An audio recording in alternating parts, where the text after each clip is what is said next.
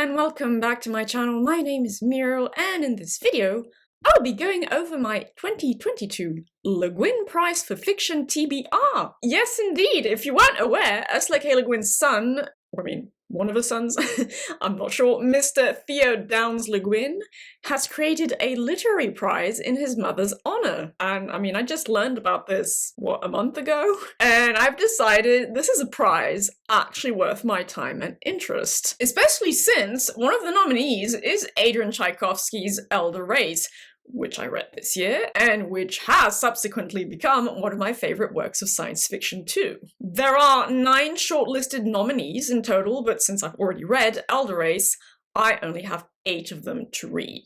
The neat thing about this prize, one of the neat things about this prize is that it's open to works of speculative fiction in general, and not a specific subgenre of speculative fiction. So it's not just fantasy or just science fiction, it can be just any work of speculative fiction. Per the prize's webpage, the award aims to recognize realists of a larger reality who can imagine real grounds for hope and see alternatives to how we live now. Apparently this is taken from a speech Ursula K. Le Guin gave in 2014, I think, when she received herself an award for recognizing great authors of American fiction or something like that. The lengths of the nominated works vary to a pretty large degree too, so this means I will be reading 2 nominated works at a time. So I usually, read a book at least per week, so here I'll be reading 2 works a week, to be able to fit them all in a month,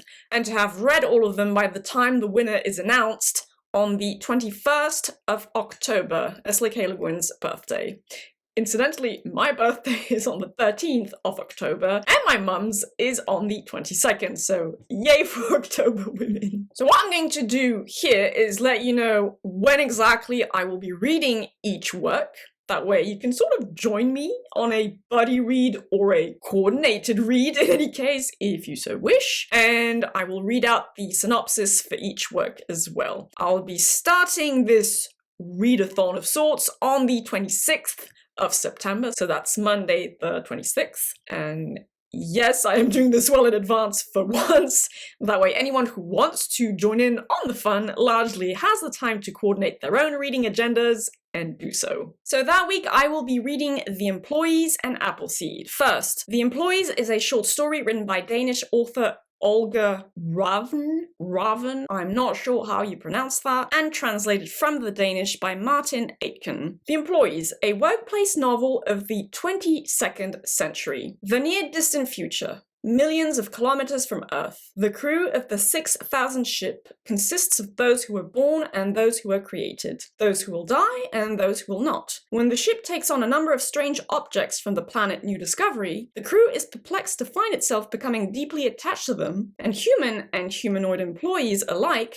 find themselves longing for the same things: warmth and intimacy. Loved ones who have passed. Our shared, faraway Earth, which now only persists in memory. Gradually, the crew members come to see themselves in new light, and each employee is compelled to ask themselves whether their work can carry on as before, and what it means to be truly alive. And Appleseed is a medium-length novel written by American author Matt Bell. Now, by medium length, I mean, 300 pages and above. Anything under that qualifies to me as a short novel, and basically below 150 pages is a novella for me. I don't know if that's the industry standard, but that's the way I see things, basically. So Appleseed, in the vein of Neil Stephenson and Jeff Vandermeer, that's quite something to live up to there. An epic speculative novel from Young Lions Fiction Award finalist Matt Bell, a breakout book that explores climate change, yay, manifest destiny, humanity's unchecked exploitation of natural resources, again, yay, and the small but powerful magic contained within every single apple. Well, you know what they say, an apple a day keeps the doctor away. In 18th century Ohio, 2 brothers travel into the wooded frontier, planting apple orchards from which they plan to profit in the years to come. As they remake the wilderness in their own image, planning for a future of settlement and civilization, the long-held bonds and secrets between the two will be tested, fractured, and broken. and possibly healed. 50 years from now, in the second half of the 21st century, climate change has ravaged the Earth. Yay! Having invested early in genetic engineering and food science, one company now owns all the world's resources. Amazon. But a growing resistance is working to redistribute both land and power. And in a pivotal moment for the future of humanity, one of the company's original founders will return to headquarters, intending to destroy what he helped build. 1,000 years in the future, North America is covered by a massive sheet of ice. One lonely sentient being inhabits a tech station on top of the glacier, and in a daring and seemingly impossible quest, sets out to follow a homing beacon across the continent in the hopes of discovering the last remnant of civilization.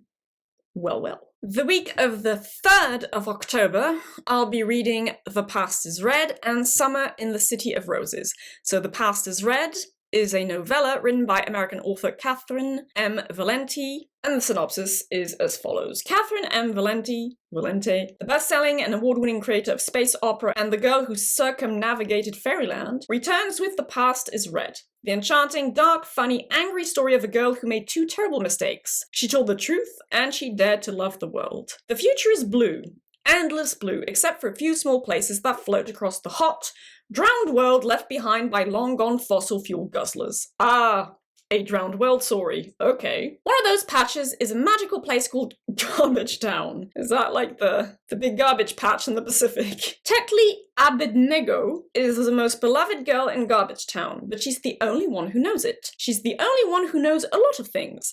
That Garbage Town is the most wonderful place in the world, that it's full of hope, that you can love someone and 66% hate them all at the same time. But Earth is a terrible mess, hope is a fragile thing, and a lot of people are very angry with her. Then Tetli discovers a new friend, a terrible secret, and more to her world than she ever expected. Then there's Summer in the City of Roses, a medium-length novel written by American author Michelle Ruiz-Kiel. Inspired by the Greek myth of Iphigenia and the grim fairy tale Brother and Sister, I don't know that one, Michelle Ruiz-Kiel's second novel follows 2 siblings torn apart and struggling to find each other in early 90s Portland. All her life, 17-year-old If has protected her sensitive younger brother or as in But this summer, with their mother gone at an artist residency, their father decides it's time for 15-year-old All to toughen up at a wilderness boot camp. When he brings If to a work gala in downtown Portland and breaks the news, All has already been sent away. Furious at his betrayal, If storms off and gets lost in the maze of Old Town. Enter George, a queer Robin Hood who swoops in on a bicycle, bow and arrow at the ready, offering If a place to hide out while she figures out how to track down All. All, in the meantime, has escaped the camp and fallen in with the Furies, an all-girl punk band, and moves into the coat closet of their ramshackle pink house. In their first summer apart, If and All must learn to navigate their respective new spaces of music, romance, and sex work activism, and find each other to try to stop a transformation that could fracture their family forever. Well, I'm getting the mythology reinterpretation vibes. That should be interesting. The week of the 10th of October, I'll be reading After the Dragons and A Snake Falls to Earth. So first, After the Dragons, a novella written by American author Cynthia Zhang. Dragons were fire and terror to the Western world. Not 100% true, actually, if you really know your mythology, but okay. But in the East, they brought life-giving rain. Now, no longer hailed as gods and struggling in the overheated pollution of Beijing, only the Eastern dragons survive. As drought plagues the aquatic creatures, a mysterious disease, showerlong, or burnt lung, afflicts the city's human inhabitants. Hold up. Burnt lung? Is this a COVID metaphor? Jaded college student Zhang Kaifei scours Beijing's streets for abandoned dragons, distracting himself from his diagnosis. Elijah Ahmed, a biracial American medical researcher, is drawn to Beijing by the memory of his grandmother and her death by Xiaolong. Interest in Beijing's dragons leads Kai and Eli into an unlikely partnership. With the resources of Kai's dragon rescue and Eli's immunology research, can the pair find a cure for Xiaolong and safety for the dragons? Ailey and Kai must confront old ghosts and hard truths if there is any hope for themselves or the dragons they love. Oh, dragon conservation? I'm all for that, though. Like, that's a COVID metaphor, right? And it's kind of funny because you can make a wordplay with that, because at least one of the words for dragon in Chinese, or I mean, one of the Chinese languages is lung. Lung, lung, burnt lung. So, yes, okay, we'll see what that's like. And A Snake Falls to Earth, a medium-length novel written by American and more specifically Lipan Apache author Darcy Little Badger. Now, I do know of this author. She wrote another book called Elatsoe. It is children's fiction, I'm pretty sure, or, older children's fiction. No, I'm not changing my usual formula. I will not be reading YA anymore or children's fiction. I'm making an exception because Ursula K. Le Guin Prize, right? So that's the only reason I'm touching a children's book. So, Nina is a Lipan girl in our world. She's always felt there was something more out there. She still believes in the old stories. Oli is a cottonmouth kid from the land of spirits and monsters, as in cottonmouth.